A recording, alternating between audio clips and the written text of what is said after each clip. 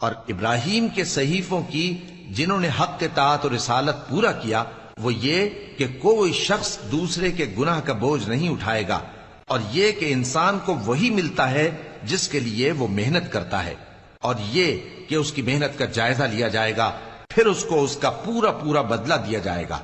और ये कि तुम्हारे परवरदिगार ही के पास पहुंचना है, और ये कि वही दोनों जोड़े यानी नर और मादा पैदा करता है, यानी नुतफे से जो रहम में डाला जाता है, और ये कि क़यामत को दोबारा उठाना उसी का जिम्मा है, और ये कि वही दौलतमंद बनाता और वही मुफलिस करता है, और ये कि वही शेरा नामी तारे का भी मालिक है, और ये कि उसी ने आदे अव्वल को हलाक कर डाला और समूद को भी,